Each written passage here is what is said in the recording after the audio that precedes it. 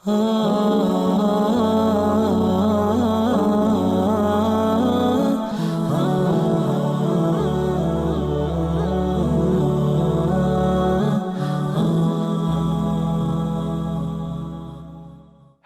ومصلیاً ومسلما اما بعد فاعوذ باللہ من الشیطان الرجیم بسم اللہ الرحمن الرحیم۔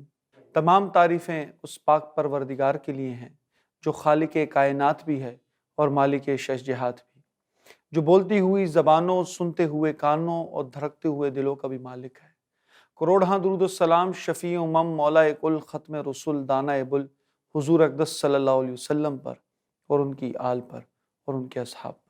آپ جانتے ہیں کہ ہمیشہ ایک موضوع جو ہمارے زیر بحث رہتا ہے، آج اسی طرح ہم ایک نئے موضوع کے ساتھ آپ کے سامنے حاضر ہوئے ہیں۔ آج کا جو موضوع ہے وہ ایک ہی بڑا نایاب چیز ہے۔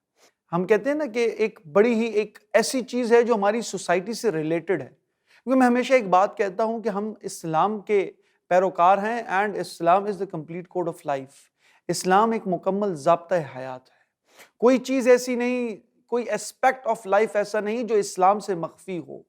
آپ کو کوئی زندگی کا ایسا شعبہ یا گوشہ نہیں ملے گا جس کی رہنمائی آپ کو اسلام سے نہ ملتی ہو۔ جب ہم اس دنیا کے اندر رہتے ہیں تو ہمارا تعلق دنیاوی لوگوں سے سب سے پہلے پڑتا ہے، تو اس کے لیے ہمارے دل میں کیا ہونا چاہیے؟ وہ ہے احساس۔ تو آج کا جو ہمارا موضوع زیر بحث ہے وہ ہے رشتوں کا احساس۔ ہم یہ اکثر لوگوں کو بولتے اور کہتے ہوئے اور سنتے ہوئے ایک عمر گزر گئی کہ اس فلاں شخص کے اندر احساس نہیں ہے، یہ غریبوں کا احساس نہیں کرتا، یہ اپنے بڑوں کا احساس نہیں کرتا، یہ رشتوں کا احساس اس کے اندر نہیں ہے، رشتوں کی پاسداری نہیں ہے، اس کے اندر حساسیت نہیں ہے۔ احساس کا مطلب کیا ہوتا ہے؟ کسی چیز کو جاننا، اس کو محسوس کرنا، انسیت ہونا۔ انسان احساس سے نکلا ہے۔ انسان ہے وہی جس میں احساس ہو۔ جو بے حس ہوتا ہے وہ انسان نہیں ہوتا۔ انسان وہ ہوتا ہے جو دوسرے کی تکلیف کو محسوس کرے۔ انسان وہ ہوتا ہے جو کسی کو پیاسا دیکھے اور اس کی پیاس کی شدت کو محسوس کرے۔ انسان وہ ہوتا ہے جو کسی کو بھوکا دیکھے تو اس کی بھوک کی شدت کو محسوس کرے۔ انسان وہ ہوتا ہے جو کسی کو پریشانی میں دیکھ کر خوش نہ ہو۔ اور احساس اس چیز کا نام ہے کہ انسان جب کسی کو پریشان دیکھے تو چاہے میں اس کو اس پریشانی سے نکال دوں۔ کہتے ہیں کہ ایک انسان جب کسی کو مجبوری میں دیکھے اور وہ اس پر قادر ہو کہ وہ اس کو اس مجبوری سے باہر نکال سکتا ہو، لیکن وہ نکالے نہیں، وہ نیک نہیں ہے۔ وہ ہر چیز ہو سکتا ہے، وہ علامہ ہو سکتا ہے، وہ مفتی ہو سکتا ہے، وہ وقت کا سب سے بڑا ایک عہدے دار ہو سکتا ہے، وہ اپنے آپ کو مختلف القابات دے سکتا ہے، لیکن وہ نیک نہیں ہو سکتا، وہ انسان نہیں ہو سکتا۔ اس کے اندر ایک احساس والا جذبہ نہیں ہو سکتا۔ جب آپ کے اندر احساس ہوگا تو آپ کسی کو مجبوری میں نہیں دے سکتے۔ احساس کیا ہے؟ احساس رشتوں میں کیسے ہوگا اور انسان کے اندر احساس کیسے آئے گا؟ جب انسان دو چیزیں کرے گا۔ جب اس کے اندر اللہ کا ڈر ہوگا، جب وہ اللہ سے ڈرتا ہوگا، جب اس کے اندر ایک چیز ہوگی کہ میرا رب کہیں مجھے اس حال میں نہ لے آئے، جب وہ اس چیز سے ڈرے گا کہ آج یہ بھوکا ہے، کل میں بھی بھوکا ہو سکتا ہوں، آج اس پہ مشکل وقت آیا، کل میرے پہ بھی مشکل وقت آ سکتا ہے۔ جب وہ اللہ سے ڈرے گا، جب اس کے اندر اللہ کا ڈر ہوگا، تو وہ اس کے ساتھ یہ بات مانے گا کہ ہاں اللہ کے ڈر کی وجہ سے احساس کرے گا۔ جہاں ہم انسانوں میں احساس دیکھتے ہیں، یہی چیز ہم جانوروں میں بھی دیکھتے ہیں۔ جانور بھی دوسرے جانور کی تکلیف کو محسوس کرتا ہے، لیکن وہ اس پر قادر اتنا نہیں ہوتا کہ اس کو اس تکلیف سے نکال لے۔ لیکن مسلمان، ایک انسان اس چیز پر قادر ضرور ہوتا ہے کہ وہ کسی کو اس تکلیف سے نکال سکتا ہے۔ اللہ رب العزت نے اس دنیا کا میکینزم ایسے بنایا ہے کہ ہر انسان کو دوسرے انسان کی ضرورت ہے۔ یہ کوئی نہیں کہہ سکتا کہ میں اکیلا سب کچھ کر سکتا ہوں۔ ایک اچھی ٹیم نہ ہو تو آپ کوئی کام نہیں کر سکتے۔ تو اس کے لیے آپ کو رشتوں کا احساس کرنا پڑے گا، اور احساس تب آپ کے دل میں آتا ہے جب آپ کے دل میں اللہ کا ڈر ہوتا ہے۔ احساس اللہ رب العزت نے اور رشتوں کا ادب اللہ رب العزت نے جینڈرزم پہ نہیں رکھا کہ بھائی تم اس وجہ سے دوسرے کی عزت کرو، تکریم کرو کہ وہ مرد ہے یا وہ عورت ہے۔ جینڈرزم پر نہیں ہے، بلکہ رشتوں کی بنیادوں پر اللہ رب العزت نے ایک دوسرے کو فوقیت دی ہے۔ جیسے اللہ رب العزت فرماتے ہیں الجنات تحت اقدام الامہات، کہ تمہارے ماں کے پیروں تلے جنت ہے۔ اب جب ماں کو جو منصب ملا ہے وہ عورت ہونے کی وجہ سے نہیں ملا، یہ اس وجہ سے ملا ہے کہ وہ رشتے میں اعلیٰ ہے۔ وہ رشتے میں ماں ہے، اس رشتے کو اللہ رب العزت نے فوقیت دی ہے، اللہ رب العزت نے اس رشتوں کو وہ تکریم دی ہے۔ ایسے ہی رسول اللہ صلی اللہ علیہ وسلم فرماتے ہیں تمہارا باپ تمہارے لیے جنت کا دروازہ ہے، اگر تم چاہتے ہو کہ تمہارے لیے جنت کا دروازہ کھلا رہے تو اپنے باپ کو راضی رکھو، اگر تم چاہتے ہو تمہارے لیے جنت کا دروازہ بند ہو جائے تو پھر اپنے باپ کو ناراض کر بیٹھو۔ تو اگر اب باپ کو یہ رتبہ کیوں ملا کہ وہ مرد ہے؟ نہیں، یہ رشتے کی وجہ سے ہے۔ انسان کو فوقیت اس زمانے میں رشتے کی وجہ سے دی گئی ہے۔ جب کوئی کسی کی قرابت داری میں آ جاتا ہے، رشتے میں آ جاتا ہے، میری ماں ہے، میرا باپ ہے، میرا بھائی ہے، میری بہن ہے، میرا استاد ہے، استاد کی تکریم ہے، کیوں؟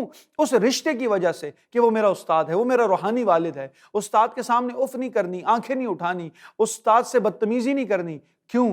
کیونکہ وہ میرا استاد ہے۔ وہ ادب ہے، وہ کس کی وجہ سے؟ اس رشتے کی وجہ سے۔ آج جب ہمارے والدین زندہ نہیں ہیں اور اللہ رب العزت فرماتے ہیں بالوالدین احسانا، اپنے والدین کے ساتھ احسان والا معاملہ کرو۔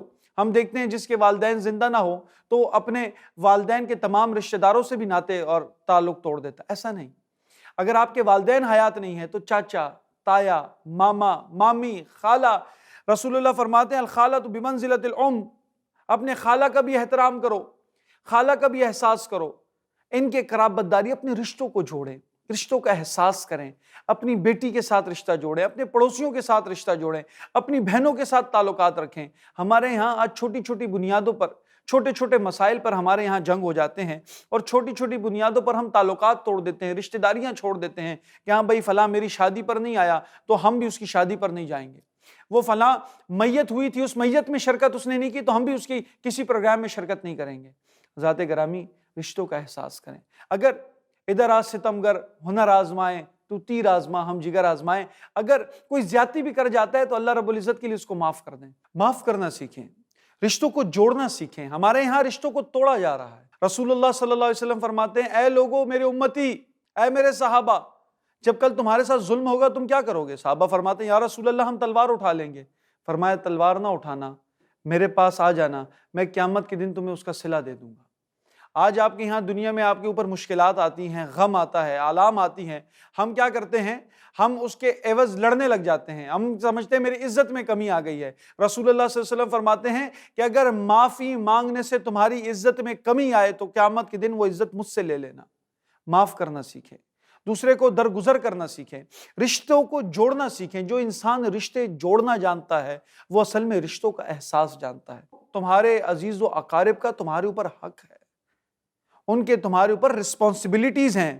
آج ہمارے یہاں دل خون کے آنسو روتا ہے۔ حضرات گرامی، جب ہم زکوٰۃ صدقہ دینے کی کوشش کرتے ہیں یا دینے کا عمل کرتے ہیں تو فرمایا سب سے پہلے اپنے عزیز و اقارب میں صدقہ دو۔ ہم یہ نہیں دیکھتے کہ میرے اپنے رشتہ دار کس طرح بھوک و افلاس سے گزر رہے ہیں۔ ہمارے یہاں راشن ڈرائیو چلائے جاتے ہیں، ہمارے یہاں روڈوں پہ افطاریاں کرائی جاتی ہیں، ہمارے یہاں اس ملک میں بیٹھ کر 4 ممالک میں اپنے ایڈ، زکوٰۃ، صدقات بھیجے جاتے ہیں، لیکن ہمارے اپنے خاندان میں کچھ لوگ بھوک پیاس میں مبتلا ہوتے ہیں، ہم ان کا احساس نہیں کرتے۔ ہمارے گھر کے اندر ہمارے رشتہ دار، ہمارے پڑوسی بھوک کے مارے بلک رہے ہوتے ہیں، لیکن ہمارے زکوٰۃ صدقات جا کر دوسرے ملکوں میں لگ رہے ہوتے ہیں۔ جس طرح نیکی کا ڈائمنشن بھی ہے، نیکی کا بھی دائرہ میٹر ہے۔ جب آپ کوئی نیکی کا کام کریں تو سب سے پہلے آپ کے حسن سلوکی کے حقدار آپ کے اپنے رشتہ دار ہیں۔ اگر کوئی آپ کا پڑوسی ہے مثال کے طور پر اور وہ غیر مسلم ہے، مسلمان نہیں ہے، تو وہ بھی آپ کے حسن سلوکی کا حقدار ہے۔ آپ کے اوپر فرض ہے کہ ایز اے انسان اس کی قدر کیجئے، آپ پر فرض ہے ایز اے انسان اس کی ایک حرمت ہے، اس کی قدر ہے، وہ بحیثیت انسان آپ اس کے ساتھ حسن سلوکی کریں۔ اگر وہ انسان آپ کا پڑوسی مسلمان ہو تو فرض ڈبل ہو جاتا ہے، آپ کے اوپر یہ ڈبل فرض ہے کہ آپ اس کے ساتھ اور بھی حسن سلوکی کریں کیونکہ یہ ایک مسلمان بھی ہے۔ اور اسی طرح جب آپ کا پڑوسی انسان بھی ہو، مسلمان بھی ہو، پھر آپ کے رشتہ دار بھی میں ریلیٹو میں بھی آ جائیں تو یہ آپ کے اوپر ٹرپل ذمہ داری ہو جاتی ہے رشتوں کے احساس کے ذریعے، کہ آپ کے اوپر یہ ذمہ داری لاحق ہو گئی کہ آپ کا حسن سلوکی کا معیار اور بڑھ جانا چاہیے۔ اسی طرح ہمارے یہ جو رشتے ہیں، اللہ رب العزت نے ہمیں قبیلوں میں بانٹا ہوا ہے، ہمارے ساتھ یہ رشتے منسوب کیے ہوئے ہیں۔ ایک تو رشتہ ہے جو ہم خود بناتے ہیں، دوستی کا۔ والد آپ نہیں ڈیسائیڈ کرتے، یہ اللہ کی طرف سے ہے۔ کوئی یہ نہیں کہتا کہ بھائی میں نے خود ان کو ابا چنا ہے یا خود یہ میری والدہ ہیں، اللہ رب العزت آپ کے لیے چنتے ہیں۔ اور یہ رشتے جب اللہ نے چنے ہوئے ہیں تو یہ اللہ آپ کے بارے میں بہتر جانتا ہے۔ تو آپ کو چاہیے کہ ان رشتوں کا احساس کریں، ان رشتوں کے ساتھ حسن سلوکی کریں۔ اب ان رشتوں کے ساتھ حسن سلوکی کیسے ہو، آپ ان کا احساس کیسے کریں گے، اور انشاءاللہ ہم فرداً ایک رشتے کے حوالے سے بھی بات کریں گے، جیسے کہ ایک میاں بیوی کا رشتہ ہو۔ دنیا کا سب سے پہلا رشتہ میاں بیوی کا ہے۔ اگر ہم حضرت آدم اور حضرت حوا کا رشتہ دیکھیں تو یہ دنیا کا سب سے پہلا رشتہ ہے انسانیت کی بنیادوں میں۔ جب ہم انسانیت میں دیکھتے ہیں، سب سے پہلا رشتہ حضرت آدم اور حضرت حوا کا ہے، ایک میاں بیوی کا رشتہ۔ یہ کتنا پاک اور صاف رشتہ ہے۔ اللہ رب العزت اس کی مثال قرآن میں لباس سے دیتے ہیں۔ لباس کیا ہوتا ہے؟ لباس انسان کے جسم کو چھپاتا ہے۔ لباس کیا ہوتا ہے؟ انسان کو سردی، گرمی، خزاں، بہار کے موسموں سے چھپاتا ہے۔ لباس انسان کے عیوب پر پردہ ڈالتا ہے۔ لباس انسان کو خوبصورت مزین کرتا ہے۔ لباس انسان کی تکریم بڑھاتا ہے۔ تو اللہ رب العزت نے اس لیے آپ کی جو بیگمات ہیں، آپ کی مستورات ہیں، آپ کی وائف ہیں، اس کو لباس سے تشبیہ دی، اور مرد عورت کے لیے لباس ہے، عورت مرد کے لیے لباس ہے۔ حضرات، یہ گفتگو کا سلسلہ اسی طرح جاری رہے گا۔ ہم آپ کو اور رشتوں کے احساس کے بارے میں آگاہ کریں گے، بس ایک چھوٹے سے بریک کے بعد۔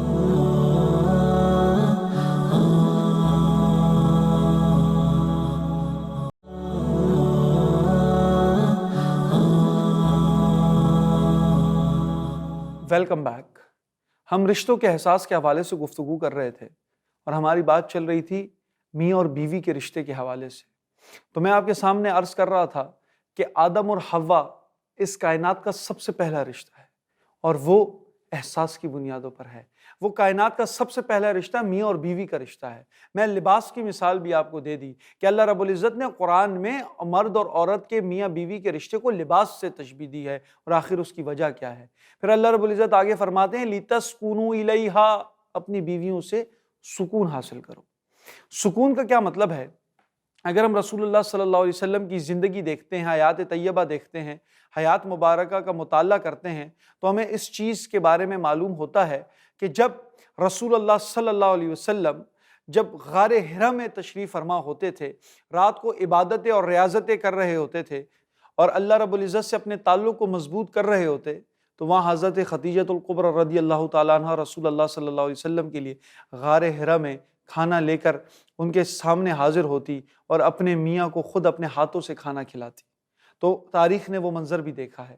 تاریخ نے وہ منظر بھی دیکھا جب اسی غار حرا کے اندر رسول اللہ صلی اللہ علیہ وسلم پر پہلی وحی اترتی ہے، سورہ علق کی پہلی 5 آیتیں جب رسول اللہ صلی اللہ علیہ وسلم کے پاس حضرت جبرائیل علیہ السلام تشریف فرما ہوتے ہیں، ان کو 5 آیتیں ان کے اوپر نازل فرماتے ہیں، اور اللہ کا ایک میسج ان کے پاس لے کر آتے ہیں۔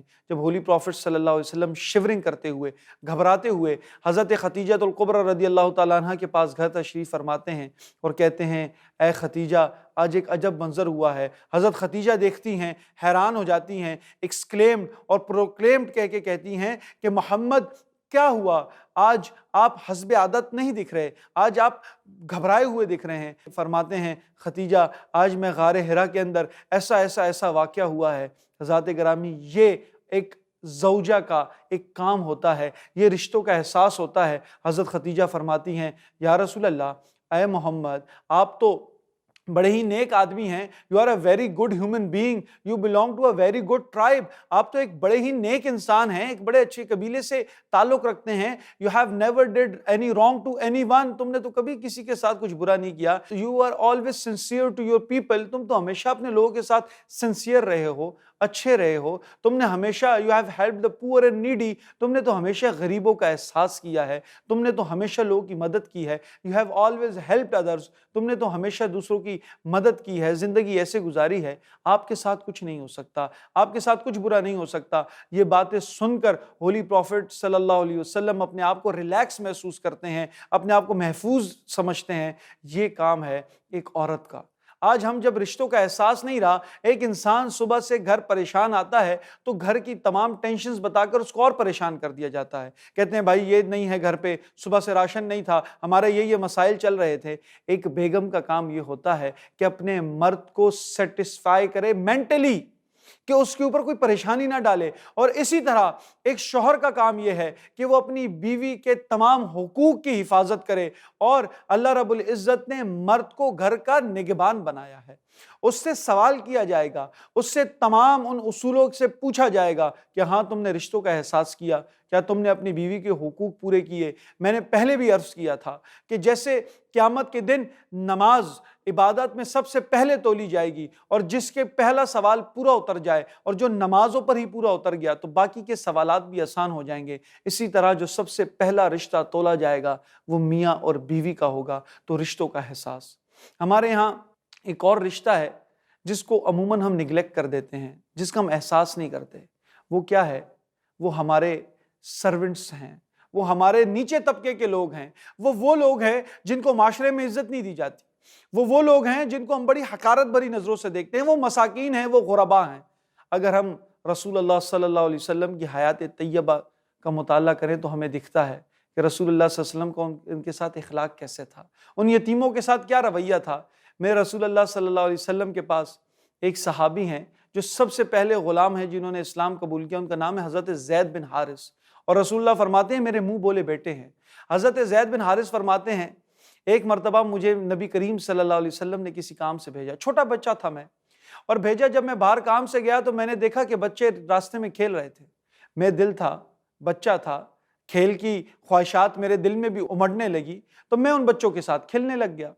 جب میں ان بچوں کے ساتھ کھیلنے لگا تو وقت کا پتہ نہیں چلا، مجھے رسول اللہ صلی اللہ علیہ وسلم نے کسی کام سے بھیجا تھا، وقت زیادہ ہو گیا، تو رسول اللہ صلی اللہ علیہ وسلم میری تلاش میں جب باہر نکلتے ہیں، دیکھتے ہیں کہ زید کہیں نہیں مل رہا، تو بچوں کے کھیل کی جگہ پر آتے ہیں تو میں وہاں کھیل رہا تھا، اور فرماتے ہیں کہ رسول اللہ صلی اللہ علیہ وسلم اپنی انگلیوں سے میرے کان کو پکڑتے ہیں، اور یہاں دباتے نہیں بلکہ لمس کرتے ہوئے مجھے کہتے ہیں زید میں نے تمہیں کس کام سے بھیجا تھا اور تم کیا کر رہے ہو؟ حضرت زید بن حارث فرماتے ہیں خدا کی قسم جس کے قبضے قدرت میں میری جان ہے، آج بھی میں اپنے کانوں سے رسول اللہ صلی اللہ علیہ وسلم کے ہاتھوں کی خوشبو محسوس کرتا ہوں۔ حضرت زید بن حارث کوئی غلام نہیں تھے بلکہ ایک سردار کے بیٹے تھے۔ جب ان کے والد کو پتہ لگتا ہے میرا بیٹا مکہ کے اندر ایک محمد نامی شخص کا غلام ہے، تو وہ اپنے بیٹے کو لینے آ جاتے ہیں۔ وہ مکہ تشریف لاتے ہیں اور کہتے ہیں یا رسول اللہ یہ کوئی غلام نہیں ہے، نہ غلام کا بیٹا ہے، بلکہ یہ ایک سردار کا بیٹا ہے، میں قبیلے کا سردار ہوں، یہ آپ کے یہاں غلام ہے بلکہ ایک سردار کا بیٹا ہے۔ اس کی ماں گھر میں رو رہی ہے، اس کی ماں اس احساس میں ہے کہ میرا بچہ کہاں ہے، اور وہ بہت تڑپ رہی ہے، آپ کو جتنے پیسے چاہیے میں دینے کے لیے تیار ہوں، آپ میرے بچے کو جانے دیں۔ رسول اللہ فرماتے ہیں آپ اپنے بچے سے بات کریں، اگر وہ جانا چاہے تو وہ چلا جائے، میں اس کو روکوں گا نہیں، نہ آپ سے میں پیسے کا طالب ہوں۔ باپ خوش ہو جاتا ہے کہ میرا بیٹا ہے، سردار کا بیٹا ہے، گھر میں تمام فیسلٹیز موجود ہیں، he will enjoy his life in his home, ہر بندہ اپنے گھر پہ اپنی زندگی انجوائے کرتا ہے، یہاں وہ غلام بن کے رہ رہا ہے، یا اس کے ساتھ سختیاں ہو رہی ہوں گی۔ جب حضرت زید بن حارث آتے ہیں، ان کا باپ اپنے بیٹے کو دیکھ کر تمام جذبات اس کے آنکھوں سے ظاہر ہو جاتے ہیں، اس کا چہرہ بتا رہا ہوتا ہے وہ اپنے بیٹے سے کتنی محبت کرتا ہے۔ وہ حضرت زید بن حارث کے سامنے جب پہنچتے ہیں، کہتے ہیں میرا بیٹا تیری ماں تیرا انتظار کر رہی ہے، تو میرے ساتھ چل۔ وہ کہتے ہیں میں رسول اللہ صلی اللہ علیہ وسلم کو چھوڑ کے نہیں جا سکتا۔ وہ کہتے ہیں میں تیرا باپ ہوں، تو سردار ہے، تیرے گھر پہ تمام فیسلٹیز ہیں، تو ان تمام فیسلٹیز کو ڈینائی کر کے یہاں ایز اے غلام رہنا چاہتا ہے۔ فرمایا تم کیا جانتے ہو کہ اصل رسول کی غلامی میں ہی جو مزہ ہے وہ کسی بادشاہت میں نہیں ہے، وہ کسی سرداری میں نہیں ہے۔ حضرات گرامی یہ وجہ کیا ہے؟ یہ وجہ یہ ہے کہ رسول اللہ صلی اللہ علیہ وسلم کو رشتوں کا احساس تھا۔ وہ جانتے تھے کہ اپنے سے کم تر لوگوں پر، ویسے تو اسلامی نظریے میں کوئی کمتر نہیں ہے، یہ بات میں دنیاوی حیثیت سے کر رہا ہوں۔ رسول اللہ صلی اللہ علیہ وسلم نے خود فرمایا حجۃ الوداع کے موقع پر تم میں سے عرب کو کسی غیر عرب پر فضیلت نہیں ہے، گورے کو کالے پر فضیلت نہیں ہے، nor black is better than white nor Arab is better than non-Arab, the only thing distinguished among you is your piety۔ جو چیز تم میں اور دوسرے میں تفریق کرتی ہے وہ کیا ہے؟ وہ تقوی ہے، وہ گاڈ کانشیسنس ہے، وہ کیا ہے؟ وہ اللہ کی رضا ہے۔ تو میں تو دنیاوی اعتبار سے کہہ رہا ہوں، وہ جو طبقہ جن کے اوپر ہم محکوم ہو جاتے ہیں، ہم ان کے ساتھ کیسا سلوک کرتے ہیں، یہ بھی رشتوں کا احساس ہے۔ اگر ہم دیکھیں اسامہ بن زید کون ہیں؟ حضرت زید بن حارث کے بیٹے ہیں، جو غلام کے بیٹے ہیں۔ جب فتح مکہ ہوتا ہے، ہر جگہ کی ایک انٹری ہوتی ہے، اور اس کی انٹری اس کی شان ہوتی ہے۔ اب وہ فتح مکہ ہے، فتح مکہ کی انٹری ہے۔ ذات گرامی منظر ذرا ذہن میں لائیے، فتح مکہ ہے وہ مکہ جہاں سے رسول اللہ صلی اللہ علیہ وسلم کو نکالا گیا۔ اللہ رب العزت خود فرمائے لا اقسم بہذا البلد، اے محمد مجھے تیرے شہر کی قسم۔ رسول اللہ کو اپنا شہر مکہ بڑا پسند تھا، فرماتے تھے اے شہر مکہ میں تجھے کبھی نہ چھوڑ کے جاتا اگر تیرے لوگ مجھے یہاں سے نکالتے نہیں۔ تو رسول اللہ صلی اللہ علیہ وسلم اس شہر مکہ کے اندر واپس تشریف فرما ہو رہے ہیں، اس کی ایک انٹری ہے۔ اب انٹری میں دیکھتے ہیں کہ رسول اللہ صلی اللہ علیہ وسلم جس سواری پہ سوار ہیں وہاں ایک چھوٹا بچہ بھی رسول اللہ صلی اللہ علیہ وسلم کے ساتھ بیٹھا ہے۔ وہ بچہ شرارت بھی کرتا ہے، چھوٹا بچہ ہے، کبھی رسول اللہ صلی اللہ علیہ وسلم کی داڑھی مبارک پہ ہاتھ مارتا ہے، کبھی کھیلتا ہے، کبھی اس طرف جاتا ہے، کبھی اس طرف جاتا ہے۔ رسول اللہ صلی اللہ علیہ وسلم اس کو سنبھالے بیٹھے ہیں۔ دنیا یہ منظر دیکھتی ہے کہ ہاں وہ بچہ کون ہے، امام حسن ہے، امام حسین ہے، یا کسی بڑے انصاری صحابی کا بیٹا ہے، یا بڑے امیر کبیر باپ کا بیٹا ہے، یا بڑے سردار کا بیٹا ہے، کون ہے وہ بچہ؟ تو یہ زمانہ یہ حیرت زدہ ہو جاتا ہے، یہ منظر دیکھتا ہے۔ تو اسلام بھی اس موقع پر، اس ایونٹ پر ناز کرتا ہوا نظر آتا ہے۔ وہ بچہ اسامہ بن زید ہے، وہ بچہ ایک غلام کا بیٹا ہے، وہ بچہ حضرت زید بن حارث کا بیٹا ہے، جس کو رسول اللہ صلی اللہ علیہ وسلم اپنے ساتھ سواری پر فتح مکہ کے موقع پر ساتھ لے کر چل رہے ہیں۔ حضرات گرامی، پھر میں آپ کو وہ منظر نہ دکھاؤں جب حضرت عمر اپنے ساتھ اونٹ پہ سفر کر رہے ہوتے ہیں اور راستے میں غلام کو کہتے ہیں کہ نہیں میں خلیفہ تو ہوں، لیکن راستے میں کبھی پیدل میں چلوں گا، کبھی اونٹ پہ تم بیٹھا کرو گے، کبھی اونٹ پہ میں بیٹھوں گا اور کبھی تم پیدل چلا کرو گے، اور اپنا سفر بانٹ لیتے ہیں۔ جب وہاں انٹری کا موقع آتا ہے، وہ بھی ایک انٹری ہے، اور انٹری پہ دیکھا جاتا ہے کہ مسلمانوں کا خلیفہ آ رہا ہے، تو اس وقت باری کس کی ہوتی ہے؟ اس غلام کی اونٹ پہ بیٹھنے کی باری ہوتی ہے۔ وہ عرض گزار ہوتا ہے خلیفہ انٹری کا موقع ہے، لوگ آپ کو دیکھنے کے لیے بےتاب ہیں، لوگ آپ کے منتظر ہیں، اگر میں اونٹ پہ بیٹھوں گا تو لوگ عجیب سمجھیں گے، لوگ کیا کہیں گے، ایسا کریں کہ آپ اونٹ پہ تشریف فرما ہو جائے۔ حضرت عمر فرماتے ہیں نہیں، انصاف کے تقاضے یہ ہیں، یہ موقع تمہارا ہے، تم اونٹ پہ اس بار بیٹھو گے کیونکہ وقت تمہارا ہے۔ اور حیرت زدہ ہو جاتے ہیں وہ تمام معاشرہ جب دیکھتے ہیں مسلمانوں کا خلیفہ پیدل چلتے ہوئے آ رہا ہے اور اس خلیفے کا غلام کیا ہے، اونٹ پہ سفر کرتے ہوئے آ رہا ہے۔ تو ذات گرامی، یہ ہے رشتوں کا احساس، یہ ہے اسلام۔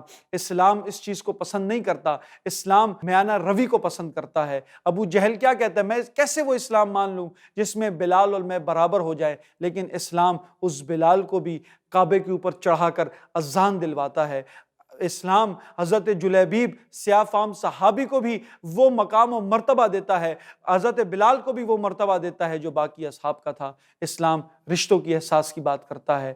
وہ شخص کبھی ایک اچھا مسلمان نہیں ہو سکتا جس کی زبان ہاتھ سے دوسرا انسان محفوظ نہ رہے۔ آج کے اس ویڈیو کا میسج یہ ہے کہ اپنے زندگی میں احساس لائیں، رشتوں کا احساس۔ آپ کے ساتھ جتنے لوگ آپ کے قرابت دار ہیں، جس طرح سے بھی جڑے ہوئے ہیں، وہ آپ کے حسن سلوکی کے محتاج ہیں، وہ آپ کے حسن سلوکی کے کرائٹیریا پر پورا اترتے ہیں۔ آپ ان کے ساتھ حسن سلوکی کریں اور ان کا ادب کریں۔